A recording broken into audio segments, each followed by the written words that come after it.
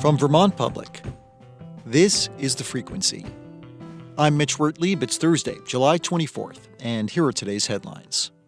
Vermont Secretary of State Sarah Copeland-Hanses says recent federal budget cuts will make Vermont's election system more vulnerable to foreign cyber attacks. The National Cybersecurity and Infrastructure Security Agency has already lost many staff members, and the agency is expected to continue to scale back work.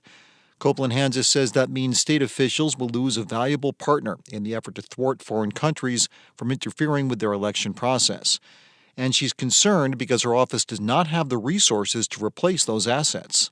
You can't match the breadth of skills and the number of eyes out there on the problem within the state of Vermont or within our Secretary of State's office.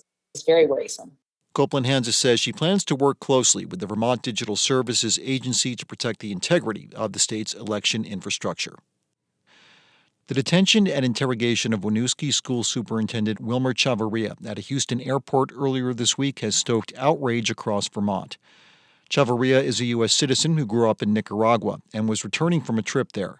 He was released after several hours of questioning, but not before customs officials searched and seized his devices, including his school-issued laptop. But Attorney Jill Martin-Diaz with the Vermont Asylum Assistance Project says the superintendent's treatment is not unique. She says the Department of Homeland Security has been granted enormous discretion in the name of national security. It is virtually unaccountable to any checks and balances in the government. It is basically unaccountable to checks and balances by courts. And now we're seeing that the extreme consequence of that unfettered power. Chavarria is now back at home in Vermont. Vermont journalist and historian Steve Terry has died. Terry was formerly a reporter and editor at the Rutland Herald, as well as a reporter at the Times-Argus. Throughout his career, he witnessed and reported on local historic Vermont events, as well as national news up close. Terry also held a long tenure as a communications executive at Green Mountain Power, and he authored a book on Vermont's first Democratic governor, Philip Hoff, that according to V.T. Digger. Terry was born in Windsor, Vermont in 1942. He died on Sunday after a recent diagnosis of pancreatic cancer. He was 82 years old.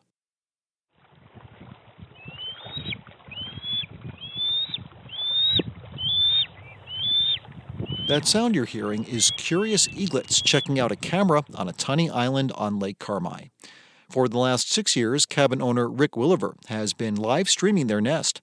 About 200 people in Vermont and around the country tune in occasionally to watch the eaglets and their parents.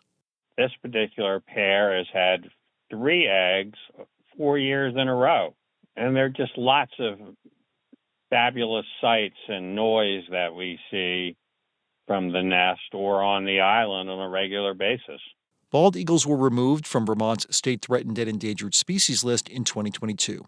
Today, there are more than 40 mated pairs in the state.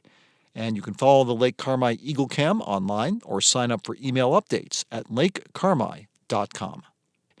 Coming up, a less friendly flyer is making it tough for some Vermonters to enjoy life outdoors this summer. Those folks are having to slap and swat more than others to ward off a pesky infestation of deer flies. Vermont Public's Jane Lindholm visited some places dealing with the worst of the biting bugs. That's after this.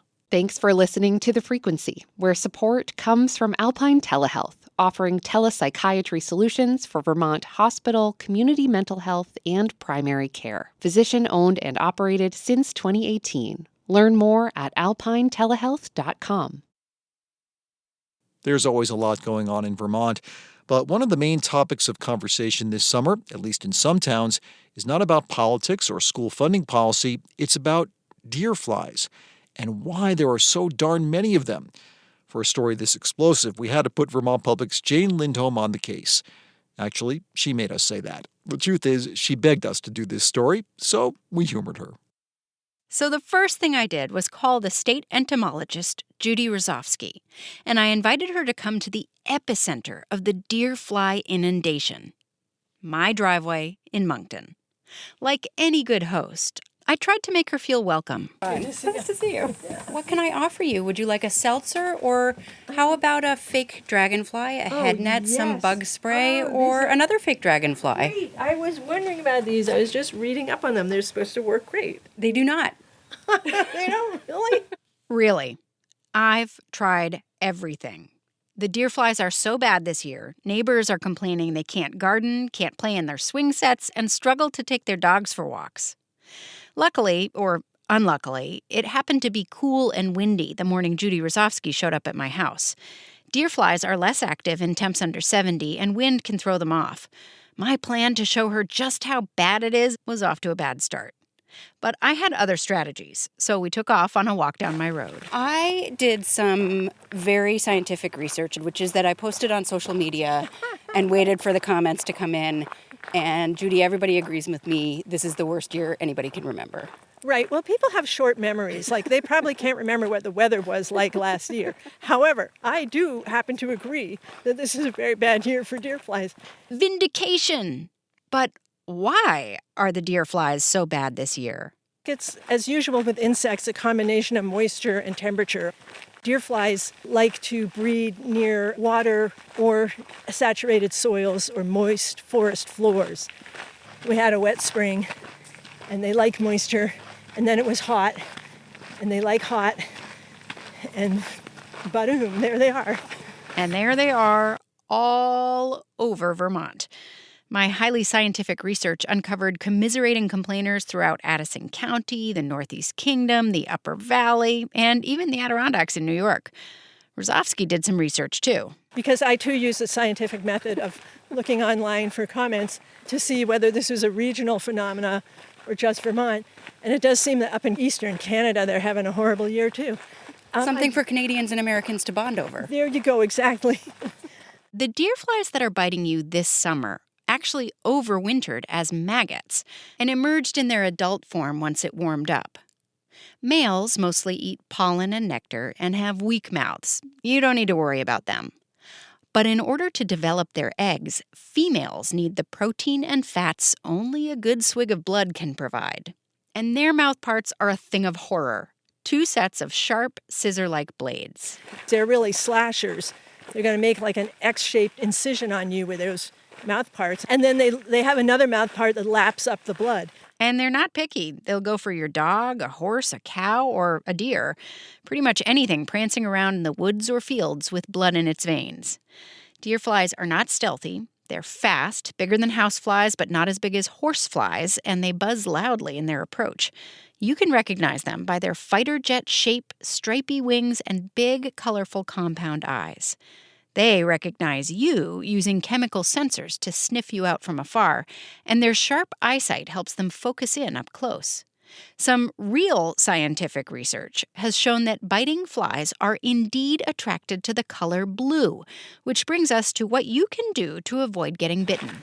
Well, let's see. You can stay indoors. You could do the deer fly swat dance, whirl something around your head. You could go for a walk with a taller companion who's wearing blue, who has a good chemical odor. And not the chemical odor of bug spray. Jury's still out on whether that does anything to deter them.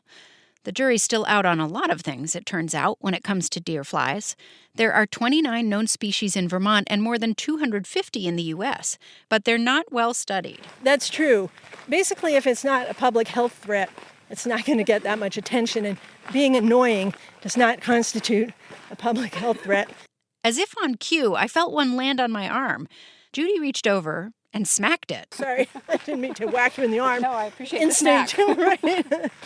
After being bitten by them, I really like to kill a few.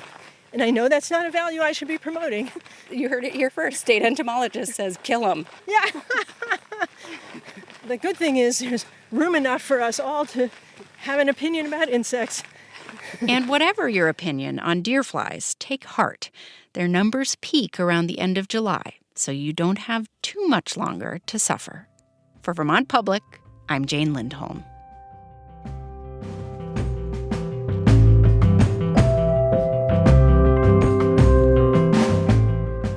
Thanks for listening to The Frequency today. We had additional reporting from Bob Kinzel, Lola Dufour, Mary Engish, and Abigail Giles. Today's episode was edited by Stephanie Colombini, and our music is by Blue Dot Sessions. I'm Mitch Wertlieb. Talk to you tomorrow.